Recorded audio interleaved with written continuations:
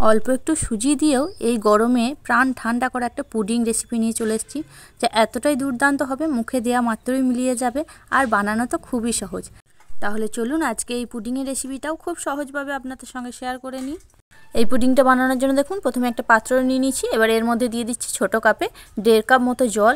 তো আমি জল দিয়ে এটা বানাচ্ছি, আপনারা কিন্তু দুধ দিয়ে করে নিতে পারেন। আর এখানে দেখুন কাস্টার্ড পাউডার নিয়েছি। এবার এই কাস্টার্ড পাউডার আমি 4 চামচ মতো দিয়ে দিচ্ছি। তো আপনারা কিন্তু এখানে এই কাস্টার্ড পাউডারটা দুধ দিয়ে গুলে নিতে পারেন, তাতে কিন্তু খুব সুন্দর হবে। আবার চাইলে কিন্তু গুঁড়ো দুধ দিয়েও গুলে নিতে পারেন। সেক্ষেত্রে জলটা একটু হালকা গরম করে নেবেন, তাহলে খুব সুন্দরভাবে এটা গোলা হবে। আজকে কোনো রকম ডিম ছাড়া আমি পুডিংটা বানিয়ে দেখাবো। অল্প একটু সুজি দিয়ে খুব সহজে আপনারা বাড়িতে বানিয়ে নিতে পারবেন। এবার দেখুন কাস্টার্ড পাউডারটা খুব ভালোভাবে গুলে নিয়েছি। এবার এটাকে আমি সাইডে সরিয়ে রেখে দিচ্ছি। আর এইদিকে দেখুন চিনির একটা ক্যারামেল তৈরি করে নেব, সেই জন্য কড়াই বসিয়ে দিয়েছি। গ্যাসের ফ্লেমটা একদম লো করে দিয়েছে। 4 চামচ মতো এখানে আমি চিনি দিয়ে দিয়েছি। চিনিটা এখন দেওয়ার সাথে সাথে কিচ্ছু করব না, একটু গলে যাওয়া অবধি অপেক্ষা করব। এবার দেখুন চিনিটা কিন্তু গলতে আরম্ভ করে দিয়েছে। এবার একটু চামচের সাহায্যে এটাকে নেড়েচেড়ে একটু ক্যারামেল তৈরি করে নেব। দেখুন গলে গেছে, ক্যারামেলটাও কিন্তু খুব সুন্দরভাবে তৈরি হয়ে গেছে। এবার এটাকে গ্যাস অফ করে দিচ্ছি, নামিয়ে নিচ্ছি। যে বাটিতে আমি পুডিংটা সেট করব তার মধ্যে ক্যারামেলটা সাথে সাথে ঢেলে দিচ্ছি। তো ক্যারামেলটা আপনারা দেওয়ার সাথে সাথে দেখবেন অনেক ক্ষেত্রে কিন্তু জমে যায়, তখন একটু আগুনের তাতে দিলেই কিন্তু ক্যারামেলটা খুব সুন্দরভাবে গলে যাবে। এবার দেখুন গোটা বাটিটা আমি চাড়িয়ে নিয়েছি ক্যারামেলটা। এটা চাড়িয়ে নিয়ে এটাকে আমি সাইডে সরিয়ে রেখে দিচ্ছি। আর এদিকে আবারও কড়াই বসিয়ে দিয়েছি। এবার কড়াইয়ের মধ্যে দিয়ে দিচ্ছি দুধ। এখানে প্রায় 250 গ্রাম মতো দুধ আছে, আর কাপ মেপে নিলে 4 কাপ মতো আছে। এবার দুধটাকে একটু ফুটে যাওয়া অবধি অপেক্ষা করব। খুব বেশি দুধটাকে ঘন করার দরকার নেই, একটু ফুটে গেলেই হবে। দেখুন দুধটা ফুটে গেছে খুব ভালোভাবে। এবার দিয়ে দিচ্ছি 4 থেকে 5 চামচ মতো চিনি। তো আপনারা যদি এখানে বেশি মিষ্টি খেতে চান এর থেকে চিনি বেশি দিতে পারেন। আর অল্প সামান্য একটু লবণ দিয়েছি, যে কোনো মিষ্টি জিনিসে একটু লবণ দিলে খেতে ভালো লাগে। এবার দুধটাকে আবার একটু ভালো করে গরম করে নিচ্ছি। দেখুন দুধটা কিন্তু খুব সুন্দরভাবে গরম হয়ে গেছে, চিনিটাও গলে গেছে। এবার এখানে নিচ্ছি 2 থেকে 3 চামচ মতো সুজি, একদম অল্প সামান্য। এবার এক হাতে সুজিটা অল্প অল্প করে ঢালবো, আর এক হাতে অনবরত খুন্তিটা নাড়বো, নাহলে কিন্তু সুজিটা দলা বেঁধে যেতে পারে। তাই অল্প অল্প সুজিটা দিয়ে এক হাতে খুন্তিটা দিয়ে নাড়তে হবে। আর সুজিটা দিয়ে দিয়েছি। এবার সুজিটাকে একটু সিদ্ধ হওয়া অবধি দুধটার সাথে একটু ফুটতে দেবো। আর গ্যাসের ফ্লেমটা কিন্তু একদমই লোতে থাকবে। দেখুন সুজি কিন্তু খুব সুন্দরভাবে গলে গেছে। এবার এদিকে যে আমি কাস্টার্ড পাউডারটা গুলে রেখেছিলাম সেটাকে আবার একটু ভালো করে নেড়ে চেড়ে নিচ্ছি, কারণ তলাতে কিন্তু কাস্টার্ড পাউডারটা জমে যায়। এবার অল্প অল্প করে কাস্টার্ড পাউডারটা এক হাতে দেবো, আর এক হাতে এই দুধের মিশ্রণটাকে আমি গুলিয়ে নেব, মানে নেড়ে চেড়ে নেব। একবারে কিন্তু ঢেলে দেওয়া যাবে না, অল্প অল্প করে দিতে হবে আর মেশাতে হবে। একবারে দিলে কিন্তু এক জায়গাতেই এটা দলা বেঁধে যেতে পারে, তাই অল্প অল্প দিতে হবে আর মেশাতে হবে। এবার কিন্তু আর বেশিক্ষণ এটাকে রান্না করার প্রয়োজন হবে না। এই দেখুন ঘন হয়ে আসছে এটা। তো এবার গ্যাসের ফ্লেমটাকে আমি একদমই বন্ধ করে দেবো, দিয়ে এটাকে একটু নাড়াচাড়া করে নামিয়ে নেব।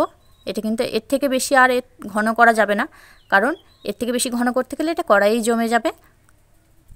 এবার এটাকে নামিয়ে নিচ্ছি। দেখুন যে বাটিটা আমি ক্যারামেল সেট করেছিলাম সেই বাটিটাতে আমি সাথে সাথে নামানোর সাথে সাথে ওর মধ্যে ঢেলে দেব। তো যে বন্ধুরা আমার ভিডিওটা এখন অবধি দেখছেন প্লিজ একটা লাইক দিয়ে ভিডিওটা পুরোটা দেখবেন। চ্যানেলে যদি নতুন হয়ে থাকেন চ্যানেলটিকে সাবস্ক্রাইব করে আমার সাথেই থাকার অনুরোধ রইল। এবার দেখুন বাটিতে ঢেলে নিয়েছি। এবার বাটিটাকে একটু ট্যাপ ট্যাপ করে নিচ্ছি, ভেতরে বাতাস থাকলে বেরিয়ে যাবে। আর এদিকে কড়াইয়ে আগে থাকতে আমি একটু অল্প জল দিয়ে গরম হতে দিয়েছিলাম। এবার বাটিটাকে আমি এর মধ্যে বসিয়ে দিচ্ছি। আর জলটা কিন্তু একদমই দেখুন অল্প দিয়েছি, বেশি কিন্তু দিলে ওপরে উঠে চলে আসবে, তাই অল্প করেই জলটা দিতে হবে। আপনারা চাইলে কিন্তু যে কোনো একটা স্ট্যান্ড দিয়ে দিতে পারেন। এবার একটা প্লেট নিয়ে ওপর থেকে চাপা দিয়ে দিচ্ছি, দিয়ে আবারও ওপর থেকে একটা চাপা দিয়ে দিচ্ছি, দিয়ে প্রায় 20 মিনিট মতো এটাকে হতে দেব। তারপরে এসে আপনাদের দেখাচ্ছি। এই দেখুন 20 মিনিট হয়ে গেছে, এটাও আমার তৈরি হয়ে গেছে। এবার এটাকে ঠান্ডা করে নিয়ে তারপর আসছি। দেখুন পুডিংটা আমার ঠান্ডাও হয়ে গেছে, আর কত সুন্দর ঠান্ডা হয়ে যাওয়ার পর দেখুন সাইড দিয়ে ছেড়ে গেছে, এই যে খুব সুন্দরভাবে ছেড়ে যাচ্ছে। এবার এটাকে ওপর থেকে একটা এইভাবে প্লেট দিয়ে দিচ্ছি, দিয়ে এটাকে এইভাবে উল্টে দিয়ে দেখুন এটাকে তুলে নিচ্ছি। ওপর থেকে একটু হালকা করে চাপড়া দিলে খুব সহজে উঠে চলে আসবে। এই দেখুন কত সুন্দরভাবে উঠে যাচ্ছে, কতটা সুন্দর হয়েছে দেখুন। তো আপনারা যদি চান এটাকে কিন্তু ফ্রিজে ঘন্টাখানেক রেখে তারপর এটাকে খেতে পারেন, খেতে কিন্তু খুব সুন্দর লাগবে। তো এই গরমে এই রেসিপিটা একবার বানিয়ে দেখতে পারেন, খুব ভালো লাগবে খেতে, একদম মন প্রাণ জুড়ানোর মতো একটা রেসিপি। আর কতটা সুন্দর হয়েছে দেখেই বুঝতে পারছেন। আমি একটু দেখতে সুন্দর লাগার জন্য একটু পুদিনা পাতা দিয়ে এটাকে সাজিয়ে দিচ্ছি। আর কতটা সুন্দর হয়েছে দেখুন। অল্প একটু সুজি দিয়েও খুব সহজে এইভাবে পুডিং বানিয়ে নিতে পারেন, ডিম ছাড়া। আর এটা আমি কেটেও দেখাচ্ছি আপনার যে কতটা সুন্দর হয়েছে। এটা মুখে দেয়া মাত্রই মিলিয়ে যাবে, এতটাই সুন্দর একটা রেসিপি।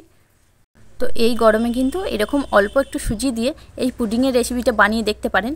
পরিবারের সকলে কিন্তু খুবই পছন্দ করবে খেতে, আর বাচ্চারা তো পছন্দ করবেই। আর দেখুন কতটা সুন্দর হয়েছে, দেখলেই কিন্তু বানাতে ইচ্ছা করবে, আর বানানো মাত্রই কিন্তু প্লেট খালি হয়ে যাবে।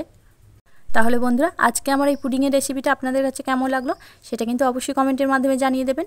দেখে যদি একটুও ভালো লেগে থাকে, আপনি যদি নতুন বন্ধু হয়ে থাকেন, একটা লাইক দিয়ে চ্যানেলটাকে সাবস্ক্রাইব করে আমার সাথেই থাকার অনুরোধ রইল। পুরনো বন্ধুদের অসংখ্য ধন্যবাদ প্রথম থেকে আমার সাথ দেওয়ার জন্য। তাহলে আজকের মতো এখানেই, আবারও ফিরে আসছে অন্য কোনো দিন অন্য একটা রেসিপি নিয়ে। ততক্ষণ আপনারা ভালো থাকবেন, সুস্থ থাকবেন। ধন্যবাদ।